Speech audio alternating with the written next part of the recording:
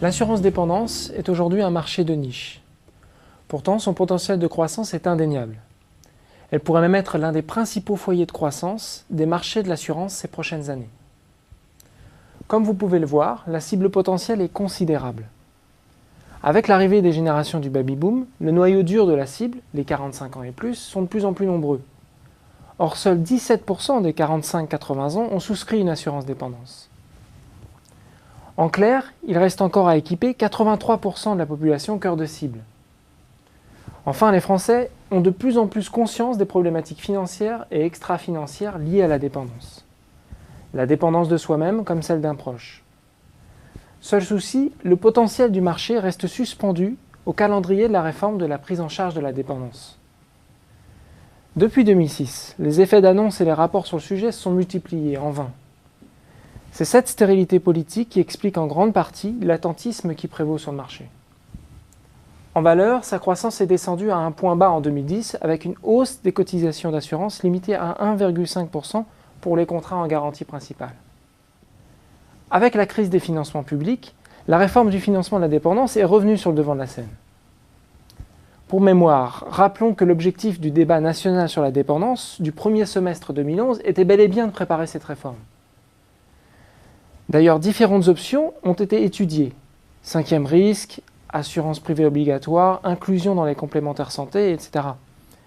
Des options qui conditionnent de facto les perspectives de développement du marché.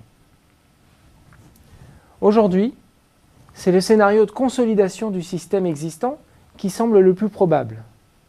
Un scénario qui consiste à créer un système de labellisation pour des contrats privés. C'est le plus simple à mettre en œuvre politiquement. Autre avantage de ce scénario, il ne changerait pas la philosophie du système actuel.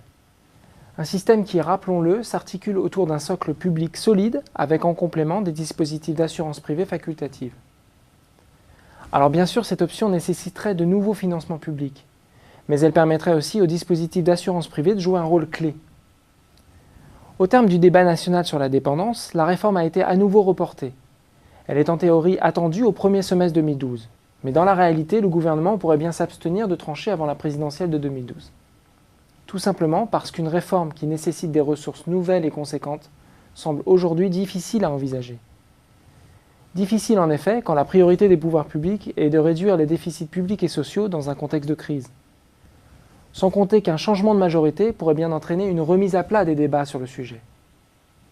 En attendant, la montée en puissance de l'assurance privée devrait être encadrée mais aussi promue par les pouvoirs publics sous la forme d'un contrat labellisable. L'offre en assurance dépendance privée, sous sa forme actuelle, est en effet critiquée. Critiquée car jugée peu lisible et pas assez régulée. Pour encadrer l'offre, il faudrait que les acteurs publics et privés travaillent ensemble sur 4 grands chantiers. Le premier chantier, élaborer un référentiel commun d'évaluation de la dépendance. Le deuxième, se mettre d'accord sur les conditions d'adhésion. Le troisième porterait sur les conditions de portabilité des droits acquis. Et le dernier serait d'améliorer les garanties de revalorisation des rentes.